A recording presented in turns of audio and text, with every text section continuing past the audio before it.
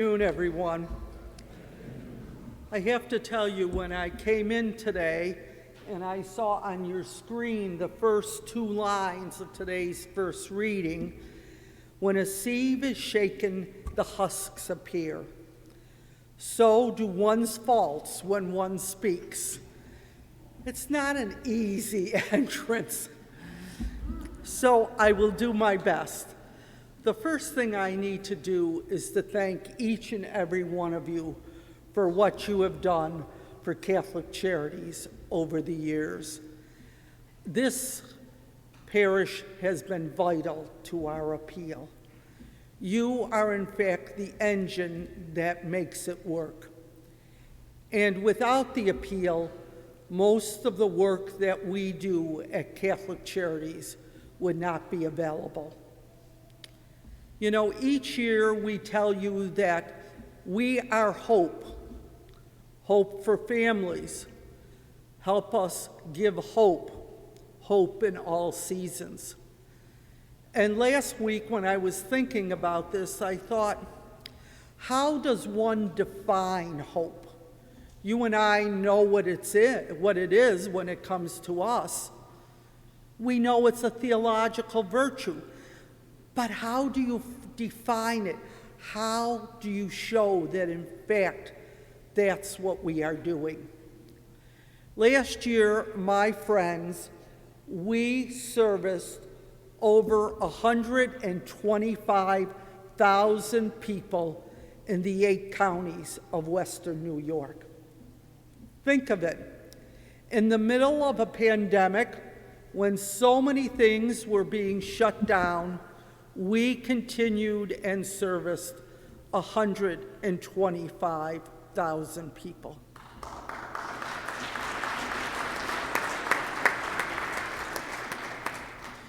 And I'll tell you how I know that we are hope. Last year, we serviced just under 3,000 families that were having difficulties with their teenagers. These are not simple problems.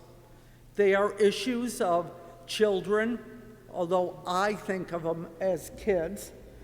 They are children who are getting in trouble with the law, children who are giving their parents a tough time, children who are in trouble in school or not attending school, kids who are not doing their homework ever. They come into what, and usually they are referred by someone in the system, a teacher, a principal, sometimes desperate parents. And they come into a program that's called multi-systemic therapy. And our social workers, usually for a period of a year, work with these young people. I cannot tell you that all of them are significantly helped, but I can tell you that the vast majority are. And for a kid who's been in and out of trouble, who doesn't believe he fits into his family, who simply wants to walk away from it all, to suddenly start going to school, to suddenly have a smile on his face, to suddenly start turning his life around. That, my friend, is proof that we provide hope. Last year, we served over 87,000 people in our food pantries. These are people whom the services they received other places does not quite meet the need of their families for food. It's senior citizens whose meager allotment of food stamps doesn't get them through the month. And so they come to us. And we help them through those periods.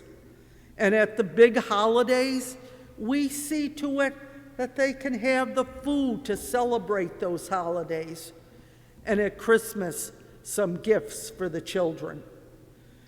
When you see the relief on a mother's face or on a senior citizen's face who's down on their luck when they get that extra food or when they get the substance for their holidays, it's remarkable.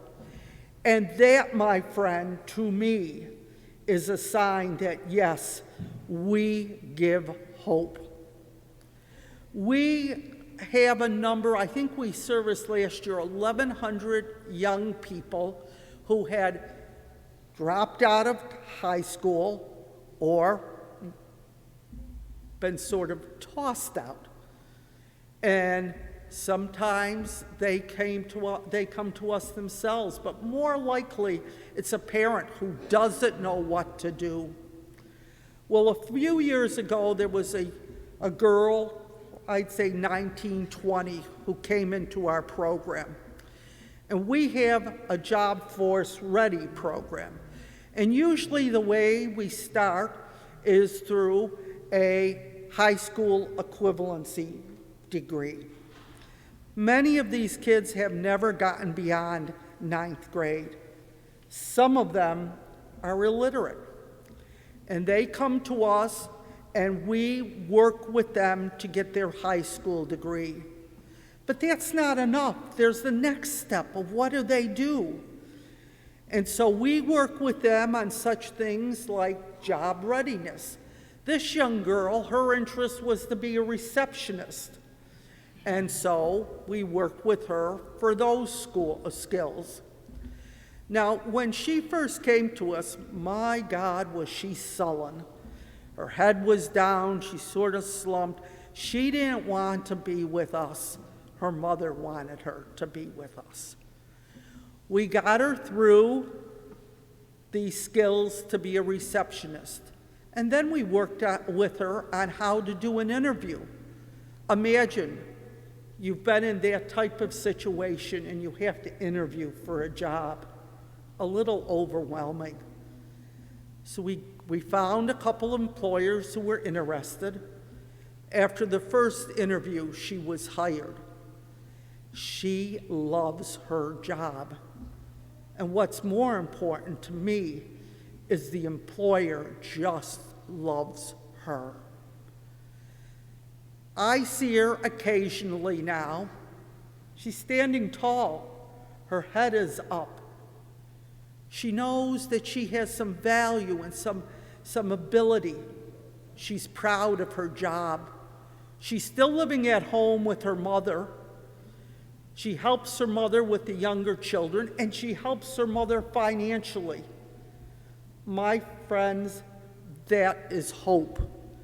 That is what you make possible. Our CEO tells us often that we don't do what we do because the people coming to us are Catholic, or even that they are Christian, or they have any faith. We do it because we are Catholic.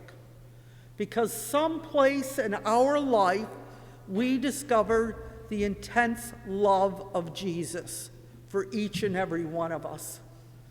And so, over and over again, we reach out through the 8 counties of Western New York. And that is possible solely because of you.